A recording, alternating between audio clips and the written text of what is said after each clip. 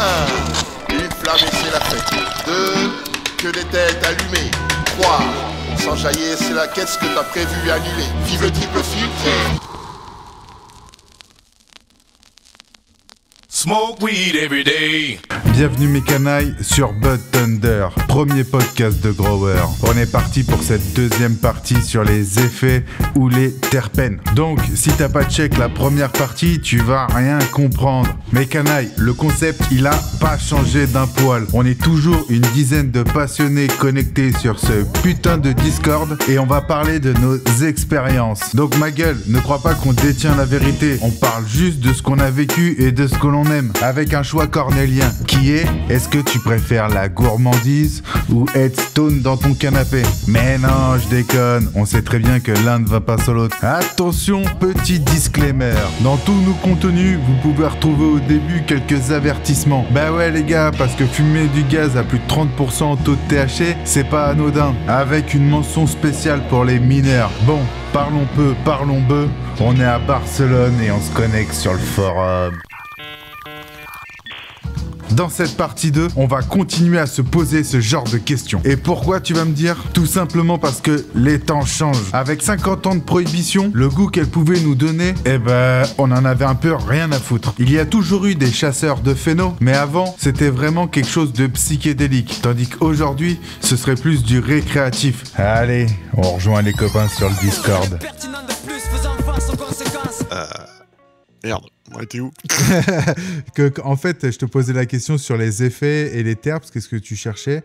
Et tu me disais que dans un premier temps, de ce que j'ai compris, tu cherchais des terps assez compliqués à avoir pour avoir un maximum d'effets, un maximum de combinaisons de cannabinoïdes pour ton corps, quoi. Ouais, et puis se faire plaisir avant tout, quoi. C'est surtout ça, enfin, comme tout le monde, comme je disais, on a tous des goûts particuliers. Certains c'est fruité, d'autres ça sera fruité, sucré, poivré, afghan, enfin bref, on a tous des goûts particuliers. À partir de là, il faut aussi rechercher ce qu'on veut. Et par exemple, quand on veut du fruité, on sait que c'est les premiers terpes qui dégagent, c'est les terpes les plus volatiles. Mm-hmm. Donc oui, il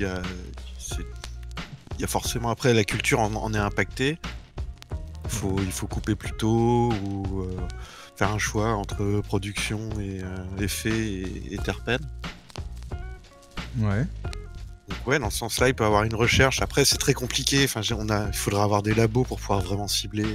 Oui, mais à l'heure d'aujourd'hui, j'ai l'impression que notre corps est le meilleur laboratoire d'analyse que n'importe quel laboratoire. Parce qu'on s'écoute quand même, quoi. On n'est pas trop mauvais. Alors certes, on n'est pas des machines qui arrivent à te dire qu'est-ce qu'il y a exactement, mais il y a un feeling, quoi. Ouais, il y a un feeling, mais après, c'est vrai qu'on a aussi l'effet de tolérance. Je pense qu'on est tous un peu là-dedans. Ah, moment, bon, très intéressant, voilà, ça, très intéressant. Et est-ce que tu peux en parler un petit peu de l'effet de tolérance? Parce que ça, c'est quelque chose qu'on n'a pas du tout abordé depuis le début du podcast. Il y a deux choses. Il y a la saturation en cannabinoïdes, ça que tout le monde connaît à force de consommer, tout simplement, et de fumer. Ouais. Donc ça, c'est ce qu'il y a de plus courant, une petite pause et puis ça repart. Voilà, donc les symptômes de ça, c'est que t'as l'impression d'être plus trop foncé, tu fais plus trop de rêves. Une espèce de plateau qui se fait en fait. Ouais, voilà, c'est ce que j'appelle la défonce cool. C'est pratique pour aller bosser, mais ça apporte rien. C'est ça. C'était pas un légume, mais t'as plus ce côté d'antan où t'arrivais vraiment à être strike, quoi. Ouais, voilà. Et puis après, il y a l'autre tolérance qui est propre à une variété. Quand on fume trop d'une variété, au bout d'un moment, là c'est au niveau terpène justement, on sature et on bloque. On aura beau fumer ce qu'on veut, on n'aura plus d'effet, plus même de goût. Parfois, le goût disparaît. Ouais, du coup, l'intérêt que Serato disait dans le premier épisode et de ce que un peu tout le monde disait depuis le début du podcast, c'est c'est intéressant d'avoir plusieurs variétés pour éviter ce côté saturation et avoir toujours des nouveaux cannabinoïdes, parce que chaque plante a des cannabinoïdes différents. Aujourd'hui, on sait qu'une plante peut en développer près de 800 et en fait, dès que tu en rencontres un nouveau, ça vient de chatouiller le cerveau, quoi. Ouais, et puis même en culture sur le site, on se rend compte aussi qu'il y a de moins en moins de personnes qui font de la monoculture, une seule variété, quoi. Ouais. Beaucoup de monde mixe. Bien sûr. Sauf les quelques rares qui font encore des sélections et qui, en ce cas-là, vont partir. Oui. Mais sinon, la plupart maintenant font des mix de variétés. Ouais, mais tu sais, ceux qui font des sélections, souvent, ils ont une place plante-mère qui est aussi grande que la floraison et ils ont 10-15 variétés Oui, en stock, quoi. Donc, ils arrivent à mixer les terres. Mais je suis entièrement d'accord avec toi et c'est pour ça que quand on voyage à chaque fois et qu'on arrive à un endroit et qu'on fume la weed locale, on se fait surprendre, quoi. Toujours, ouais, c'est que... Ouais. Après, moi, j'ai toujours un petit reset, une petite pause, 15 jours, une semaine, et puis ça repart. Ah, tu trouves que 15 jours, ça suffit ? Ouais, déjà, ça suffit pour se rendre compte que c'est utile. Ok, pour se rendre compte que c'est utile. Mais t'as raison, parce que franchement, moi, déjà, je vois, ça m'est peu arrivé, mais des fois où j'ai voyagé, où tu sais, des fois pendant 2-3 jours, tu peux pas fumer, tu reviens, tu rentres chez toi, tu te mets une mèche, tu la fumes un peu vite, bah, tu vois, tu dis, oula, qu'est-ce qui s'est passé ? Et tu vois, j'aurais dû la fumer moins rapidement. Ouais, enfin, ou même, comme tu dis, en voyage, moi, ça m'est déjà arrivé, tu pars le matin, t'as rien consommé, t'arrives le soir, tu passes au social club, et puis avec la fatigue de la journée, tu te prends une baffe en plus dans la gueule. C'est ça. Moi c'était en Jamaïque. J'y suis allé une fois, j'avais 17 ans. J'étais, tu vois, à 17 ans, je vivais avec un joint dans ma bouche, tu vois. Et je suis arrivé en mode, ouais, t'inquiète, la weed, je la connais, nanani, nanana. Il y a un Jamaïcain, il m'a roulé un pur, j'ai tiré 4 barres, mon pauvre. Je suis parti en l'air comme jamais. Je suis dit, mais qu'est-ce que t'as mis là-dedans, quoi ? Et il était non, c'est la weed marron, quoi. C'est même pas la verte, comme ils te disent. C'est la verte, elle te rend chewing-gum, comme ils te disent, tu vois. Mais ouais, non, c'est faire attention aux nouveaux cannabinoïdes qui rentrent dans ton corps. Vous connaissez le CBD ? Oh, la salle de bobo, j'adore. La bœuf légale, quoi. C'est-à-dire c'est de la bœuf sans THC, voilà. C'est-à-dire c'est de la bœuf sans bœuf.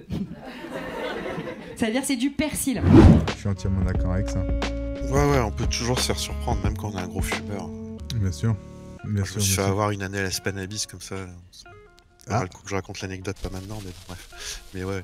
Allez, toujours moyen de se faire surprendre. Tu nous la gardes pour une prochaine fois où on se fera tous une petite anecdote bad trip parce que en vrai on en a tous, hein. On va pas se mentir. Ouais, c'était même pas un bad trip, je me suis juste fait surprendre, quoi. Ouais, mais moi le bad trip, il arrive à partir du moment où l'effet il est désagréable. Je dis, moi le bad trip, c'est pas genre tu vomis, t'es pas bien, tu vois. C'est, tu vois, la petite tension qui monte, la petite goutte de sueur qui tombe, tu vois.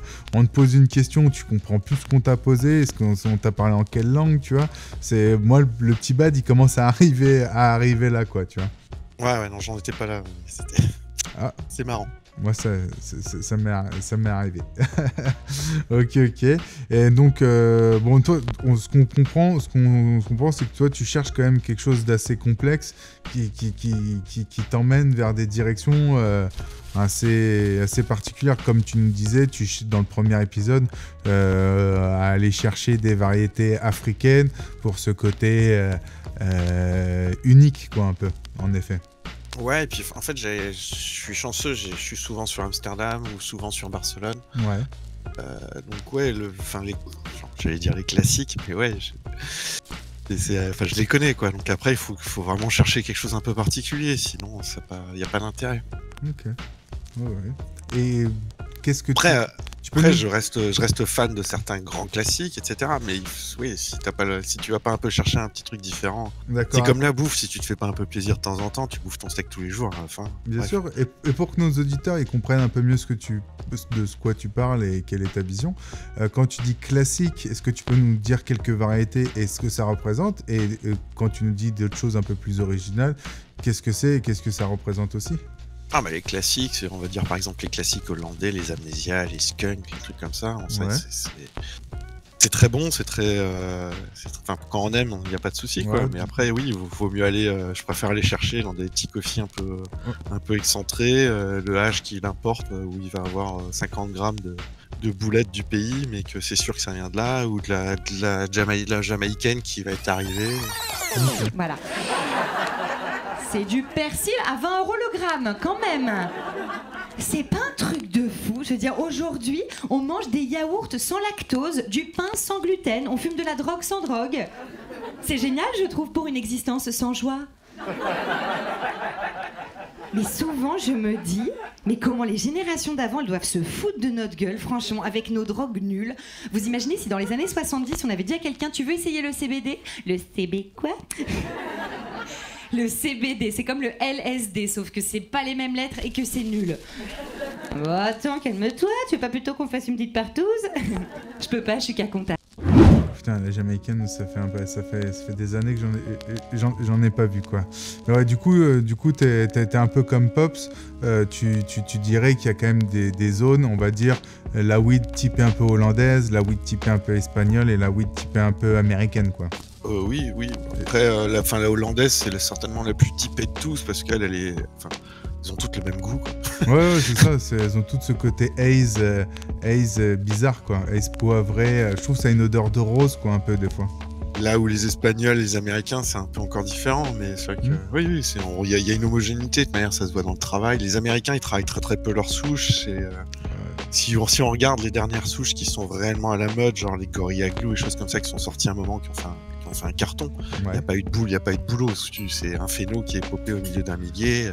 Waouh, et puis ça s'arrêtait là. Ouais, t'es gentil, un millier, parce que GG Strained, pour moi, ils l'ont récolté dans genre 5 graines. 5 graines, il y a eu 4 mâles, 4 femelles, ils en ont viré une. Je crois il y a des Gorilla Glue, ils en ont sectionné 3, je crois, un truc comme ça. Et c'est la 4. Et ouais. Non, il y en a eu 4. C'est un délire, il y en a vraiment pas beaucoup. Et c'est pour ça, c'est Gorilla Glue 4, parce que c'était le 4e phéno. Et non, il n'y a vraiment pas eu beaucoup de recherche de phéno. Celui qui fait beaucoup... Non, mais ce que je veux dire, c'est qu'ils travaillent... Actuellement, c'est la grosse différence au niveau du marché mondial, d'ailleurs. Ouais. Les Américains, il y a toujours des exceptions à la règle, hein, on est d'accord. Mais les Américains, en fait, ne travaillent pas ou très peu leurs souches. Bien sûr. Ils font un truc, par exemple, la Gorilla, ils l'ont trouvé, ils l'ont mis en vente. Oui. Après, ils vont chercher quelque chose, ils vont croiser et c'est fini. Là, les Hollandais, par exemple, je prends toujours un exemple parce que c'est eux qui ont poussé certainement le budding du cannabis le plus loin.